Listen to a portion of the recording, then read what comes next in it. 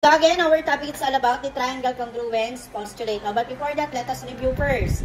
Okay, so given the triangle DRY and triangle SOT. So we're going to give the corresponding part congruent to each given side or angle below.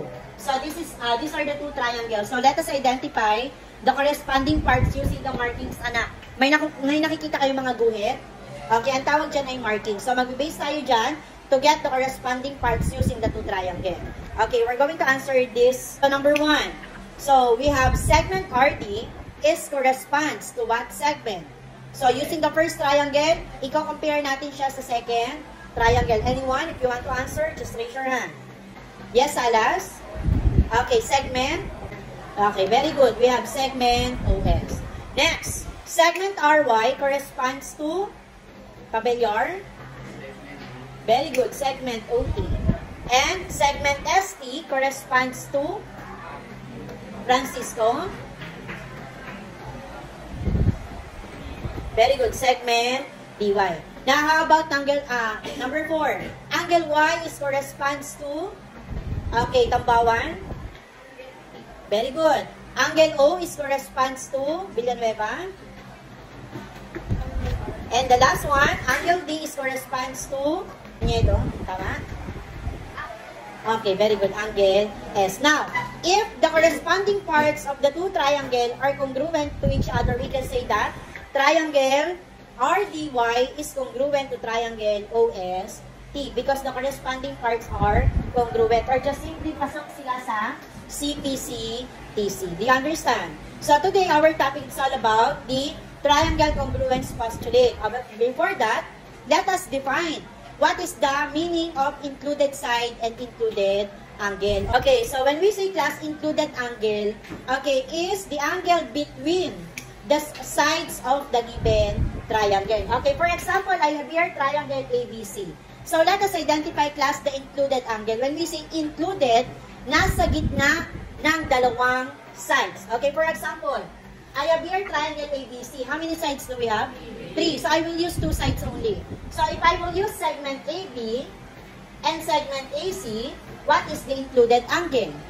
Ano yung angle na nasa gitna ng segment AB at segment AC?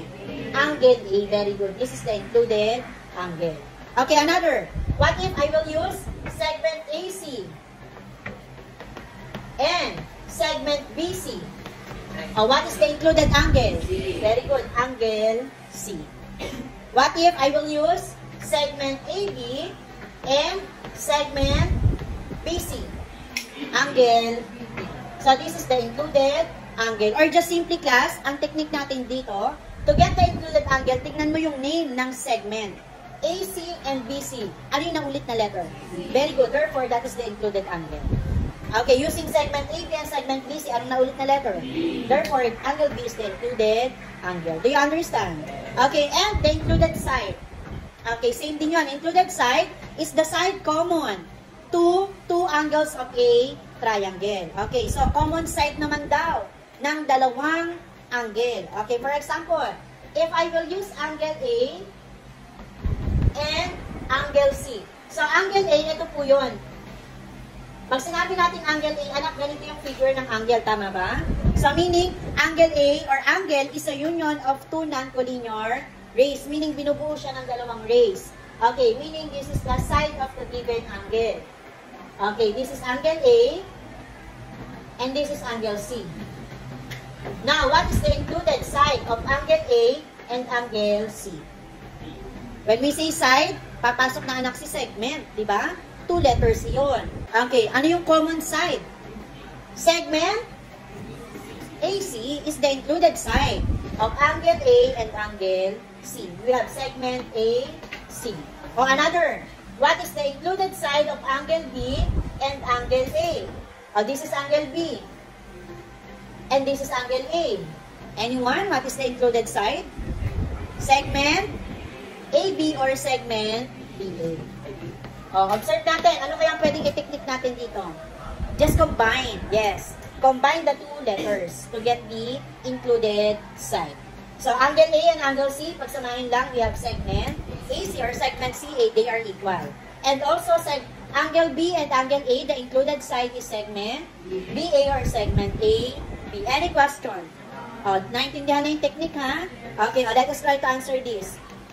Okay, using the given triangle ABC, what is the included side of angle A and angle C? Anyone?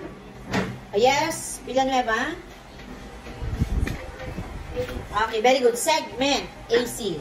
And what is the included angle of segment AB and segment BC? Pabellor. Angle B. Any question? Another example. Number 1, given the triangle ACB or taas, triangle ACE. Number 1, identify the included side of angle A and angle C. Malabanan. Very good. Segment AC. Now, number 2, what is the included angle of segment AC and segment AC? Tambawan. Angle C. Number 3, opposite. When we say opposite, katapat. Okay, class sa triangle, ang opposite ng side, angle. Ang opposite ng angle, side. Naintindihan? Okay, given this triangle, the opposite of angle A, this is angle A, tama ba? Ang opposite niya, itong nasa tapat, which is segment BC. Ang opposite ng angle C, segment AB. Ang opposite ng angle B, segment AC. That is the opposite side. Kapag naman opposite angle, katapat naman ang side. Anong opposite ng segment AB? Angle C. Anong opposite ng segment AC?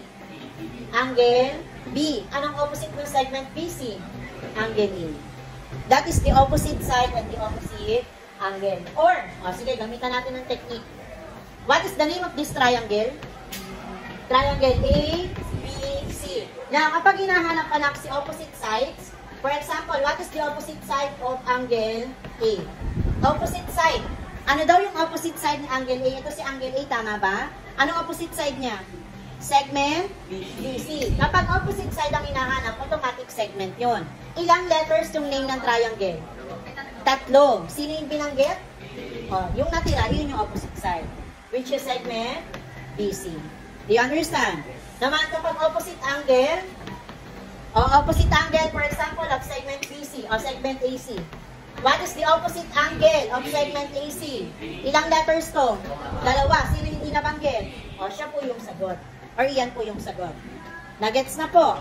Now, balik tayo dito. Number 3. What is the opposite angle of segment CE? Conchada. Angle A. Very good. Now, what is the opposite side of angle C? Salas? Segment AE or segment EA. AR equal. So, any question, class, about included side, included angle, opposite side, and opposite angle?